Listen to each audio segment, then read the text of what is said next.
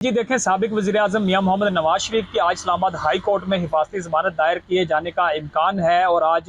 चूँकि वीकेंड की छुट्टी होती है हफ्ते के दिन, लेकिन आज हम देख रहे हैं कि इस्लामाबाद हाई कोर्ट के बाहर जो सिक्योरिटी एहलकार हैं वो भी मामूर हैं अपनी ड्यूटियों पर, और दूसरी तरफ जो अमला है वो भी बायोमेट्रिक और दीगर जो है वो पहुँच चुका है। तो अब आज ये कहा जा रहा है कि नवाज शरीफ की हिफाजती ज़मानत दायर कर दी जाएगी और वो 21 अक्टूबर को पाकिस्तान पहुंचेंगे, और वो पहले इस्लामाबाद का भी कहा जा रहा है कि कुछ देर के लिए स्टे करेंगे। अब अल अजीज़िया रेफरेंस और एवन फील्ड जो केस है नवाज शरीफ के ऊपर, इसमें ये दरख्वास्त जो है फांसी दायर की जा रही है। अल अजीज़िया रेफरेंस में नवाज शरीफ को सज़ा सुनाई गई थी और साथ में एवन फील्ड रेफरेंस में सज़ा सुनाई गई थी, और इन दोनों केसेस में जो है फांसी ज़मानत दायर की जा रही है। नवाज शरीफ को एवन फील्ड में 10 साल की सज़ा सुनाई गई थी और अल अजीज़िया केस में 7 साल की सज़ा सुनाई गई थी। और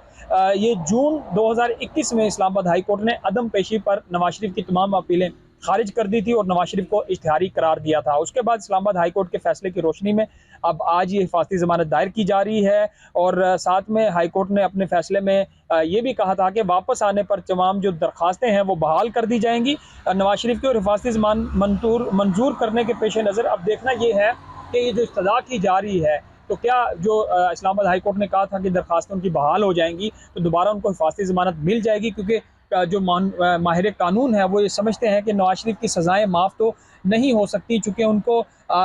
जो सज़ा सुनाई गई थी पानामा केस में और दीगर केसेस में, उसमें उनकी वो ताहियात नाअहल भी हैं और इलेक्शन भी नहीं लड़ सकते और उनकी सज़ाएँ भी इतनी जल्दी माफ़ नहीं हो सकती। अब देखना ये है कि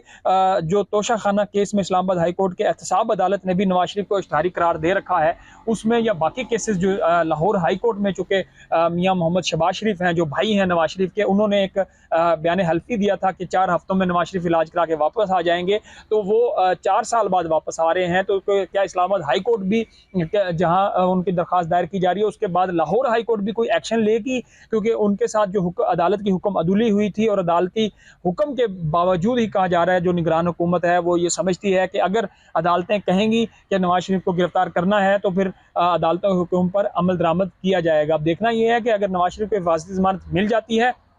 तो वो मीनार पाकिस्तान पर जलसा भी करेंगे और ख़ुद अदालतों के सामने जाके सरेंडर कर देंगे। लेकिन उससे पहले कुछ जो कानूनदान समझते हैं कि अगर उनको हिफाजती ज़मानत ना मिली तो क्या उनको एयरपोर्ट पर ही गिरफ्तार किया जा सकता है। तो आने वाला जो हफ्ता है इंतहाई अहम है सियासी लिहाज से। नवाज शरीफ के आने के बाद मुल्क की जो सियासी सूरत हाल है इसमें मज़ीद बोंचाल आएगा।